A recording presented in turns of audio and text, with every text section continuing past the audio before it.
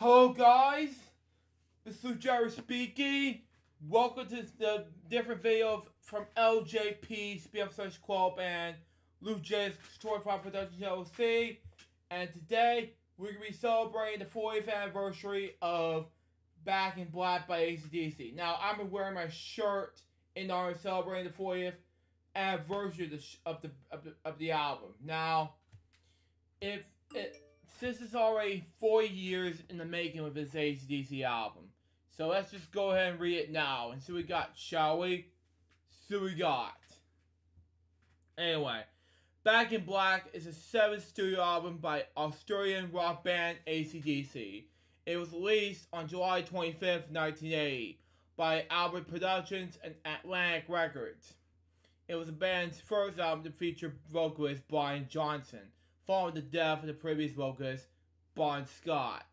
After a commercial breakthrough in their 1979 album Highway to Hell, AC/DC was planning to record a follow-up, but in February 1980, Scott died from alcohol poisoning and drinking at binge. Wow. Instead of disbanding, they decided to continue on and recurring Johnson, who was previously vocalist for Joy. Wow. Okay, I listen to Joy most of the time, and I like him, okay? And so is AC/DC, which Johnson was in. Okay, never mind. The album was composed by Johnson, Angus, and Malcolm Young, and recorded over the 7 weeks in the Bahamas, from April to May of 1980, with producer Robert John Lang, who had worked on the previous album. Following the completion, the group mixed Back in Black at Electric Slate Studios in New York City. The album's all-black cover was designed as a sign of mourning for Scott. Wow. For their 6th international studio release, Back in Black was an unprecedented success. And I sold... Sorry about that. But anyway. It sold an estimated 50 million copies worldwide. It is one of the best-selling albums in music history. The band supported the album for their year-long world tour. Wow. I've never seen that in the world tour look like this before. But anyway, commending them among the most popular music acts of the early 1980s. Excuse me, I misspoke. But anyway, the album was also received positive critical receptions during its exhibitions release. And it has since been included on the numbers of list of greatest albums. Since its original release, the album has been reissued and remastered multiple times, most recently for digital distribution. On December 9th, 2019, it has certified 25 times platinum by the Recording Industry Association of America. Wow, okay. Now its background. By 1979, AC/DC was poised to receive a cynical level of success with a 6th studio album, Highway to Hell. Robert John Lang produced the record, making the band sound more catchy and accessible to international audiences. Wow. And it became the first platinum album in the United States. Wow. Selling over 1 million copies, while also peaking at number 17 in that country pop charts. Wow. And number 8 in the United Kingdom. AC/DC formed in 1973. First broke into international markets in 1977. With the fourth record, Ready to Be Rock. Wow. As the new decade approached, the group set off to the United Kingdom and France for the final 4 tour dates. And the breakthrough release. They plan to begin recording a follow-up shortly after its completion. On February 19th, 1980, Scott went out to drinking binge in the London pub that caused him to lose whatever the pronunciation was. Cause what, I can't pronounce the word, excuse me. So the friend let him rest in the back on this Rosenet 5 overnight. The next morning, Scott was found on the spot and rushed to King's College Hospital while medical personnel pronounced him dead on arrival. The coroner ruled the pulmonary aspiration to vomit what the cause of Scott's death. But the official cause was listed on the death, considered it as acute alcohol poisoning and classified as death by misadventure. Scott was cremated and his ashes were interred by his family at the Fremantle Cemetery at Fremantle, Western Australia. The loss devastated the band. Wow. Devastated the band. Wow. Who considered breaking up. However, friends and family persuaded them to carry on. However, after Bond's funeral, the band immediately began auditioning for a replacement frontman. At the adventure of Lang, the group brought in Geordie singer Brian Johnson, who impressed the group. After the band begrudgingly worked through the rest of the list of apologies in the following days, Johnson returned to the second rehearsal. On March 29th, Malcolm Young called the singer, to offer him a job, to his surprise. Wow. Okay, recording production. Rehearsals for Black and Black were scheduled over the next 3 weeks, or the past 3 weeks at London, next 3 weeks at London, Easy's, higher studios, what was cut to 1 week when the opening came up at Compass Point Studios in Nassau, in the Bahamas. Oh, wow. Although they preferred to record the next effort in the UK, but there was no studios available. At the Bahamas present the next tax advantage. Black and Black was recorded from the mid-April to May 1980 at Compass Point with producer Matt Lang.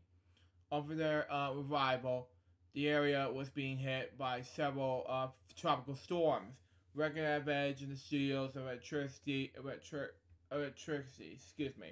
Johnson recalled that it was hardly any kind of studio. We were hearing these little concrete cells, comfy mind. You had a bed and a chair. It was in this old big old black lace ran the whole place. Oh, she was fearsome. Wow. She rolled this place in the wrought iron. We had to block the doors at night because she warned us about these Haitians who come down at night and robbed the place. Oh God.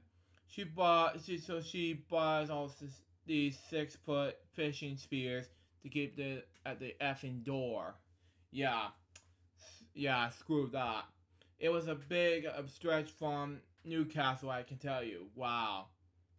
In addition to equipment, it was initially held up by customs. Another gear was slowly flying over the UK. Johnson felt pressure during their progress, having never recorded the group. None of Scott's written writings were used in the album's lyrics.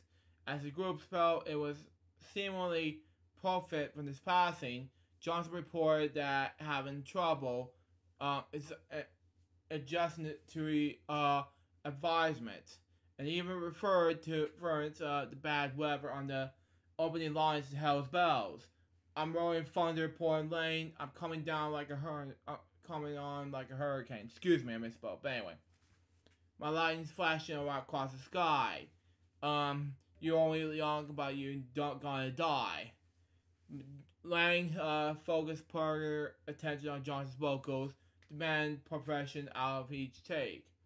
It was like, again, Brian, again. Hold on, you sang that note too long. Oh, wow. So there was no room for a breath. Oh my God, help me. He wouldn't let anything go past him. Oh my God. He had this thing where he didn't want these people to listen to the album down the road and say there was no way someone just could sing that. They dropped that in Even the breaths have to be in the right place. Even you cannot knock a man for that. But he drove me nuts. I'd be singing there going, Arga! Brian Johnson said. But anyway, the general attitude in the studio was asthmatic, the way you pronounce it. Engineer Tony Platt was dismayed. Yeah, I agree. However, the Fun Studios rooms was not sonic complete marity to the group's sound, which is designed to be very dry and compact. Excuse me. And harmonious. Hugs note from the sections involve a recording being interrupted by random claps shuffling across the studio's wooden floor. Wow. Just wow. Angus Young's part guitar sound was achieved in part with wired guitar device. The Shatter's Vega diversity system, a Ken Schaffer design, would provide a single boost and would reissue the separate guitar effect in 2014. Okay? Which is, I know. Near the end of the progress, the band's phone manager Ian Jeffy inserted the bell to include it on the album. Jeffy located a foundry to produce the bell. But with 7 weeks having already gone by, he suggested Platt to record a nearby church's bell. Excuse me. These recordings did not suffocate due to the sound of the furry and the birds flying away each bell hit. The foundry bought for the production of the bell, which turned out perfectly tuned. It was recorded with Brian Fain's mobile studio. Following the recording to completion, the group mixed Black and Black Electric Lady Studios, New York City. According to Angus Young, the album's all-black cover was assigned a Moore for Scott. Okay? Atlantic Records disagreed with that cover. Oh my God, help me! But accepted the band would be great outline around the AC/DC cover. Logo, excuse me. Yeah.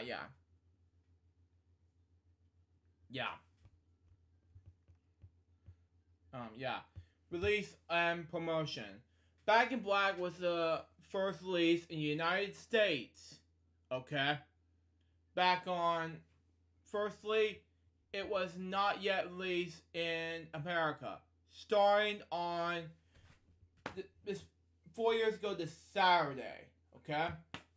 It was released in the United Kingdom and the rest of Europe, followed on July 31st, which is a year 4 years ago this upcoming Friday, which I'm taping this on Saturday, which will be on Thursday, which will be released Saturday, And on August 11th in Australia, wow, it was an immense commercial success, debuting the #1 in the British albums chart, and reaching #4 in the American chart, which Rolling Stone called an special showing for the heavy metal album. It topped the British charts for 2 weeks, and remains in the top 10 for the American charts for more than 5 months. Wow. Unbelievable. In Australia, it would reach the #2 in the RIA charts. Wow. After Back in Black was released, AC/DC's previous records, Highway to Hell, If You Want Blood, You Got It, and Let It Be Rock all the way into the British charts. Wow. Which made them the first band since the Beatles to have 4 albums in the British top 100 simultaneously. Wow. But Back in Black American success plummeted Atlantic. Wow. The band's U.S. recording company, which is cool enough, to release their 1976 album, Dirty Deeds, Down Dirty Cheap, for the first time in the U.S. in May of 1981, surpassed Back in Black on the U.S. chart at #3. Wow. To promote the album, music videos were filmed with the songs You Shook Me All Night Long, Hell's Bells, the title track, Rock and roll ain't noise pollution. Let me put my love into you and shoot the thrill. And why is there only bare singles? Well, let me put it to you. Only the first 4 was released as singles. In the US, the single You Should Be All Night Long, Have a Drink on Me became AC/DC's first top 40 hit in the country, peaking at number 45 in the Billboard charts. Wow. Okay. I don't see Shoot the Thrill on here, unfortunately, but that's only the 4 cases, by the way. And on December 13th, 2007, the album was certified 22 times multi-platinum by the RIAA, deploying 22 million American sales. I was one person who got the 25 million times person. You know, I got Back in Black, I got all the AC/DC albums on CD and vinyl, except for some of the albums, you know. This places at 6 in the list as the best-selling album in the U.S. The album has also sold 1 million more copies in Canada, Germany, and France. Wow. Worldwide is over sell 50 million copies worldwide. Wow. Lead M&E journalist Mark Beaumont to call it the biggest and selling hard rock album ever made. Rock historian Bob Hollander said it was probably the best-selling heavy metal album in history. Wow. Critical reception. Wow.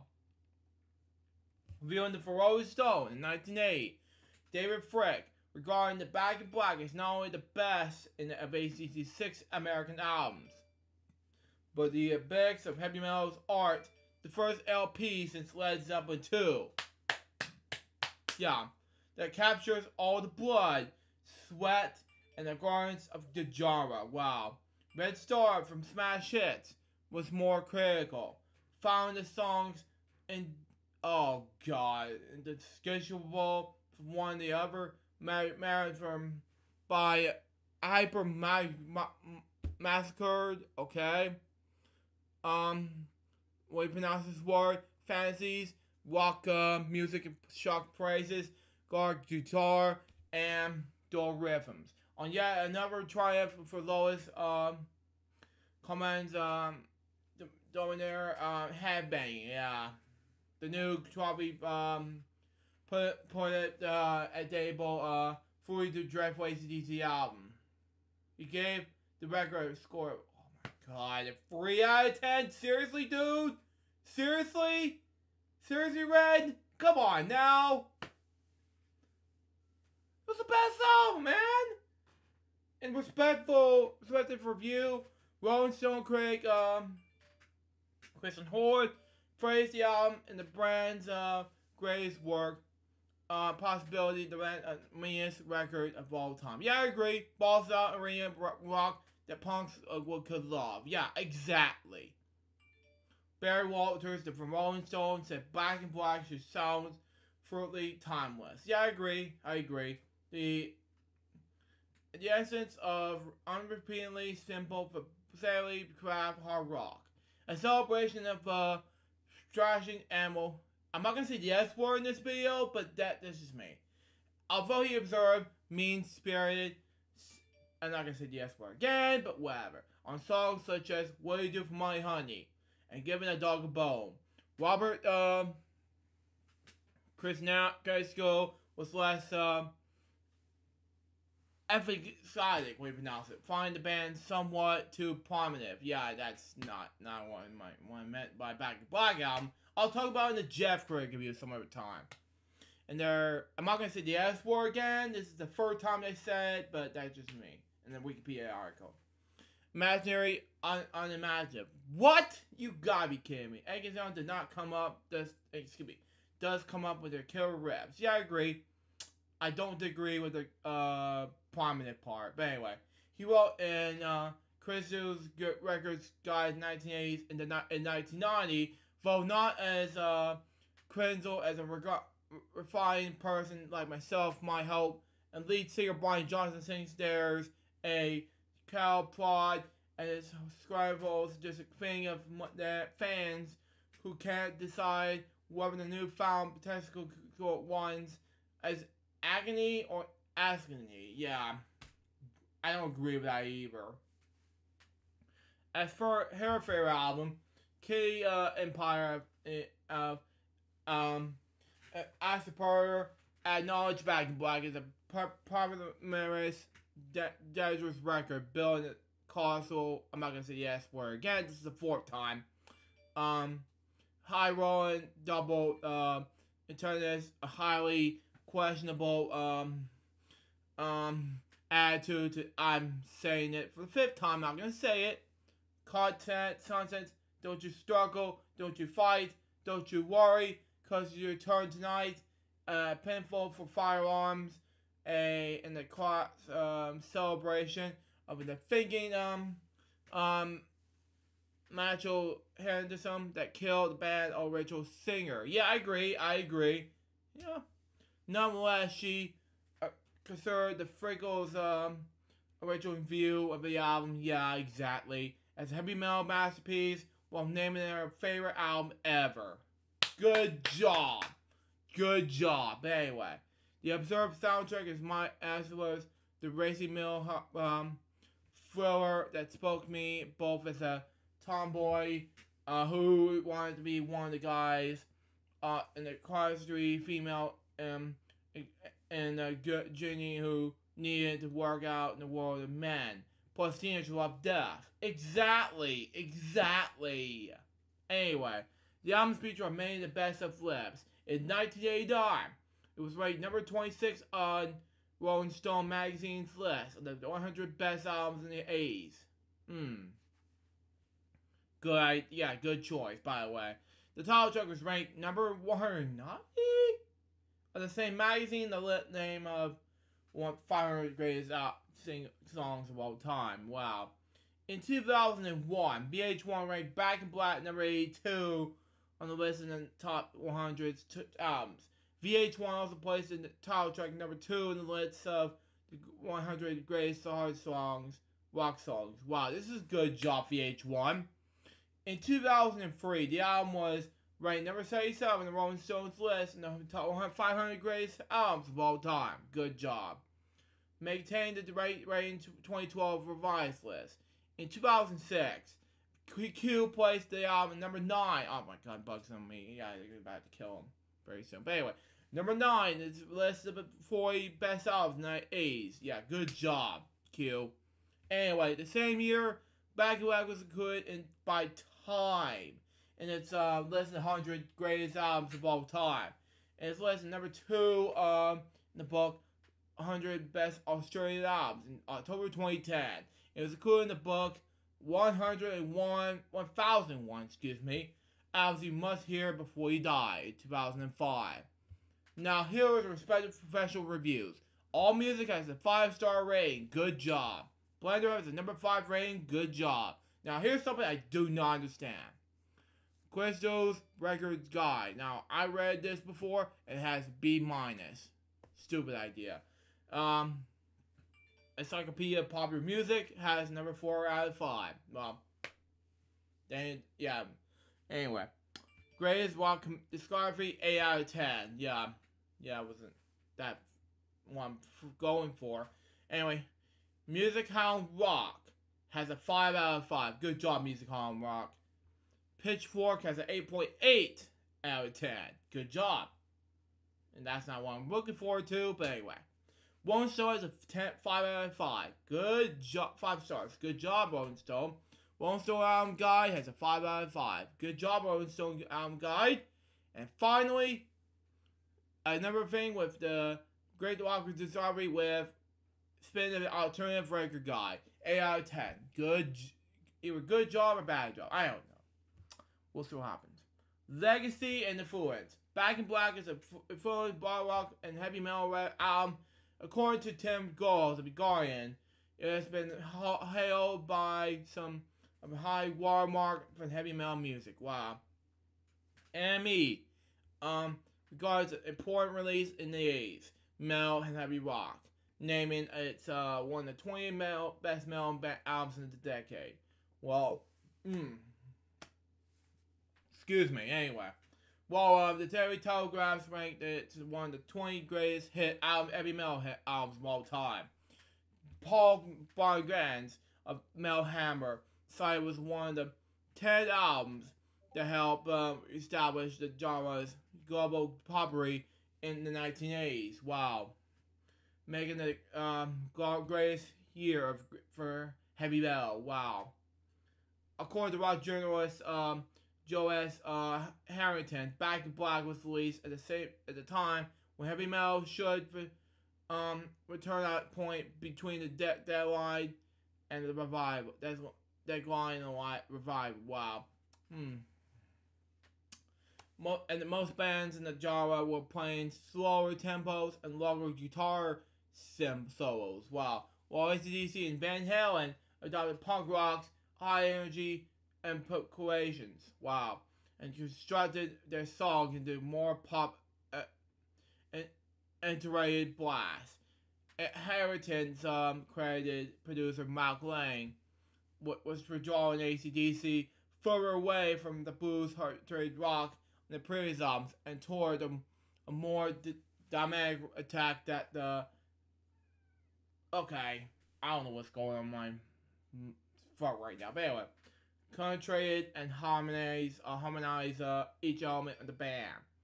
The guitars were compact in a similar statement of rhythmic infinity. The rhythm section would provide the frontist overdrive and vocalist Johnson below the braid like a most unhinged prayer of Pomegranate, or what you pronounce this word, but anyway. Of usually top maze dynamites like singer since vintage Robert Plant. Okay. The resulting music along with communist records by Motorhead and Ozzy Osbourne. Okay. Help revitalize and reintroduce metal into a younger generation of listeners. Yeah, like me, because I haven't done metal since well, back then I wanted to listen to metal in 2015. That's where I am today. Because I never want to listen to hip hop ever again, you know? Eventually we was on the punk metal crossover inspired by Metallica and others. Yeah, I agree. In 1,000 recordings to hear to you before you died in 2008, Tim Moon said Back in Black's lead mean arena rock and production deadline ballads and power and fitness. Divine the commercial side of heavy metal for years after its release. Wow. Lang's production of the album has an enduring impact for the music industry. To this day, producers still use it as a de facto paint by the numbers. Wow. Guidebook for how hard rock record should sound. Harrington wrote. In the years after its release, studios in Nashville were using a check of the acoustics of the room. Wow. Well, Motorhead would using the tone their sound system. American death metal group 6 Feet Under recorded a cover of the entire album using the title under the title name Graveyard Classics 2. Wow. Now, for track listening, okay? And here goes as follows. All tracks were written by Angus Young, the late Malcolm Young, and Brian Johnson as follows. Hell's Bells was 5 minutes and 10 seconds.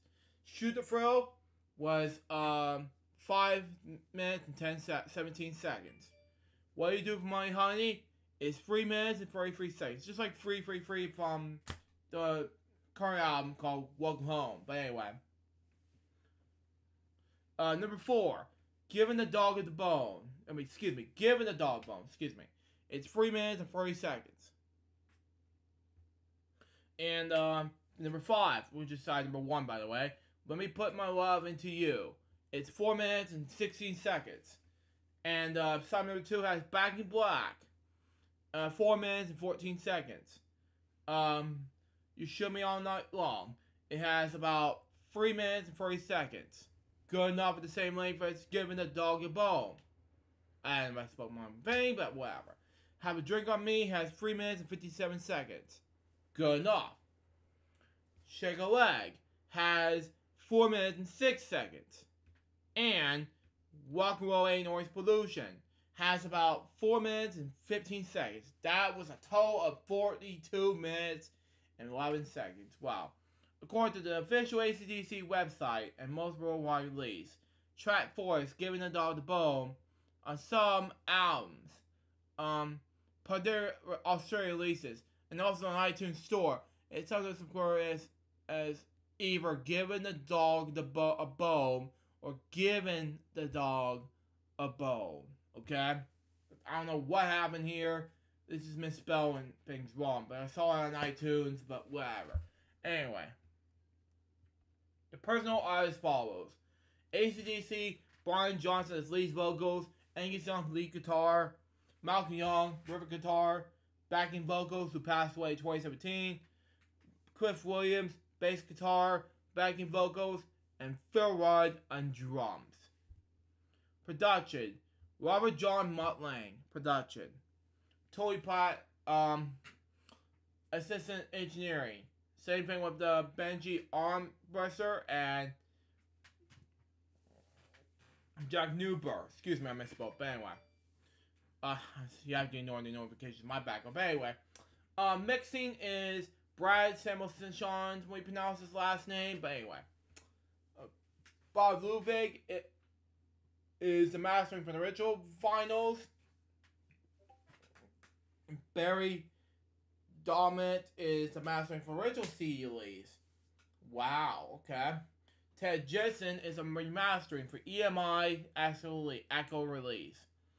Now, for George Mario is a remastering for Epic release, reissue. Yeah, these are the two reissues right here, see here, but anyway. And Bob Defron is a art direction, and Robert Ellis is a photography. Now, here are some stuff from 1980 in the weekly charts and year-end charts as follows. Australian albums in number 6, France in number 1, IFLP, and 03 Austria, yeah, number 6 and number 1, but anyway, respectively. German albums outside top 100, number 3. Swedish albums, I do not speak Swedish, so I'm not going to pronounce it, number 12. UK albums, OCC, in number 1. Okay, number 4 in US Billboard, number 200. Wow, in 1980. Wow, okay. Oh, excuse my fart, but anyway. 1981. Australia, Music Repair in number 1. Wow. Canada, top album CDs, RPM number 1 in 1981. Italy, FIMA, FIMI in number 17. Wow. 1982. New Zealand albums, RMZ, what do you call it, in number 24. 2005. New, Norwegian, what do you pronounce it, albums, KBG, list number 8. And finally, Spanish albums, Palm Uses, what do you pronounce the Spanish word, number 33, excuse me. And in 2008, Swiss albums, I cannot speak Swiss, I'm sorry. In number 46, 2009, Danish albums, I cannot speak Danish, sorry. In number 27, Finnish albums, I again do not speak Spanish, sorry, I speak English only. And number 9, number 10, 2010, Australian albums, RIRA. In number 44, and finally, 2012, French albums, NSAP, whatever you call it, but anyway. And number 126, wow. Just wow. US, then UN charts. France, IFOP in number 2. And 1980. 1981 has 2 albums to be sold in number 9 and number 48 as follows. Canada's top album CDs, RPM in number 9. And Italy, FIMI in number 48. And 2015, US Billboard 200 and number 114. Wow. He didn't reach the 50 nor 100. So that was bad taste. Anywho, the last one I'm going to talk about is conservatizations. And that'll be it for this video. But that's just me. Argentina, we pronounce this country's name. CAPAIF in three times platinum, 180,000 opposite, what you call it. Australia, RIFA, 12,000 times, 12 times platinum, 840,000. Wow. Austria, IFPA, Austria, platinum, 50,000. Wow. That was pretty awesome right there. Okay. Canada, Music Canada, Diamond. Oh man, this is awesome. Number of 1 million up there. Denmark. IFPI Denmark, two times platinum. 40,000, okay. France, SNAP, 2 times platinum. 1,394,900. Germany, BVIMI, 2 times platinum, excuse me. 1 million, okay, up there.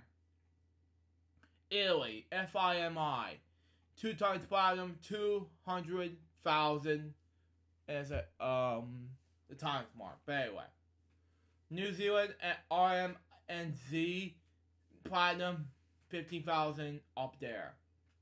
The units, but sales, but whatever. Spain, prominence and gold, 50,000. Switzerland, IFPI and Switzerland, 2 times platinum, 100,000 up there. United Kingdom, BPI, 2 times the platinum, 600,000 in the time cost. And finally, United States RIAA, 25,000 platinum, and it's 25 million. And I got the CD, I got the thing, and I am one of the persons who bought it. I got the T-shirt, well, 2 T-shirts by the way. I got CD, vinyl, everything. That's that. So that was Back in Black 40. I'm going to talk about this in another Jet Critic review. What am I thinking about this whole video? It was just amazed me. I'm going to go ahead and wrap things up right now. But anyways, that wraps up this video. Hope you enjoy it.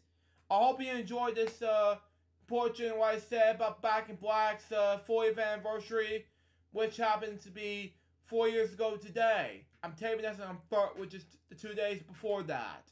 Stay tuned for the next one. I'm not sure what's going to be as of yet, but we'll see what happens. Till next time, salute Jefferson, goodbye, peace out, baby. We get more videos, guys, very soon. Till then, Jefferson out. See ya.